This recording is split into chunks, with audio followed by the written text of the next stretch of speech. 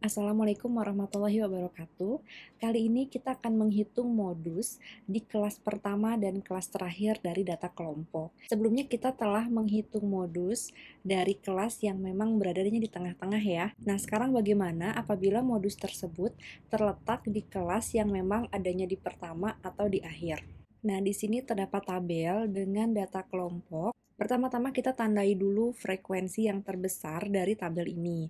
Nah, pada tabel ini frekuensi yang terbesar adalah 15 pada kelas yang pertama ya, dengan nilai 47 sampai dengan 50. Kemudian sekarang kita tuliskan rumus dari modusnya tersebut, yaitu B ditambah P dalam kurung B1 dibagi B1 plus B2. Kemudian sebelum kita memasukkan angka-angkanya tersebut ke dalam rumusnya, kita tentukan dulu B1 dan B2-nya. Rumus B1 ialah frekuensi yang terbesar itu dikurangi dengan angka sebelumnya. Karena di sini kelasnya itu adalah kelas pertama dan angka sebelumnya itu tidak ada di sini karena dia itu kelas pertama, maka kita tuliskan bahwa frekuensi yang terbesar ini 15 ini dikurangi 0 gitu. Karena dia itu masuknya kelas pertama. Jadi 15 dikurangi 0 itu sama dengan 15. Kemudian sekarang yang B2-nya, B2 itu merupakan frekuensi yang terbesar dikurangi dengan frekuensi yang di bawahnya, atau di sini 7.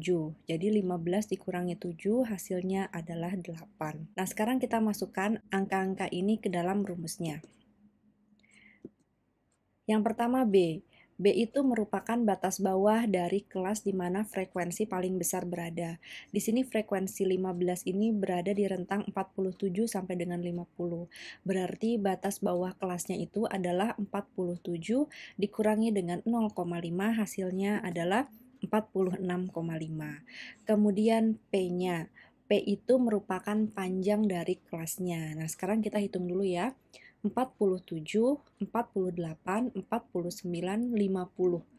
Jadi rentangnya adalah 4 gitu ya. 47-nya dihitung, 50-nya juga dihitung. Jadi ada 4. Jadi kita tuliskan 4 di sini. Kemudian yang di dalam kurungnya kita masukkan angka-angka ini. B1-nya 15, kemudian di sini B1 rumusnya 15 lagi dan B2-nya itu adalah 8 gitu. Nah, sekarang kita selesaikan dulu yang ada di dalam kurungnya ya. Nah, seperti ini kita pindahkan. Jadi 15 dibagi 23. Nah, 15 dibagi 23 itu hasilnya adalah 0,65. Jadi 46,5 ditambah dengan 2,6. Ini hasil dari perkalian 4 dikali dengan 0,65. Hasilnya adalah 49,1. Jadi modus pada tabel distribusi ini ialah 49,1. Beradanya di kelas yang ini. Kemudian, bagaimana apabila frekuensinya itu terletak di kelas paling akhir? Nah, di sini sudah ada tabel dengan frekuensi yang paling besar itu ada di paling bawah atau di kelas paling akhir, yaitu 17 dengan kelasnya 63 sampai 66 gitu. Kita buat dulu rumusnya, kemudian kita menentukan B1 dan B2-nya. Di sini B1-nya 17 dikurangi dengan angka sebelumnya yaitu 14. Jadi 17 dikurangi 14 hasilnya adalah 3. Sedangkan untuk B2-nya, karena ini merupakan di kelas terakhir, di bawahnya ini tidak ada lagi kelas, sehingga dikurangi dengan 0. Jadi 17 dikurangi 0, hasilnya adalah 17. Nah, sekarang kita akan masukkan angka-angkanya ke dalam rumusnya. B itu merupakan batas bawah ya, batas bawah dari kelasnya. Di sini nilai terendahnya adalah 63.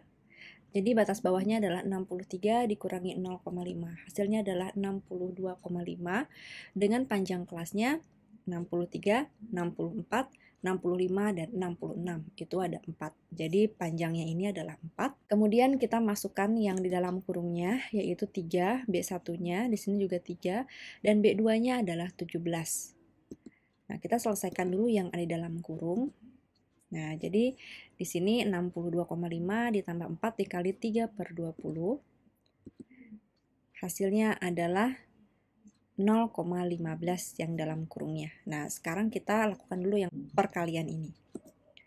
Jadi 62,5 ditambah 0,6. 0,6 ini hasil perkalian dari 4 dikali 0,15.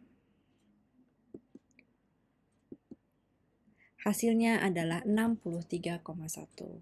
Nah, jadi seperti itu untuk perhitungan modus yang berada di kelas paling atas atau kelas pertama dan juga kelas yang terakhir. Semoga membantu. Terima kasih. Assalamualaikum warahmatullahi wabarakatuh.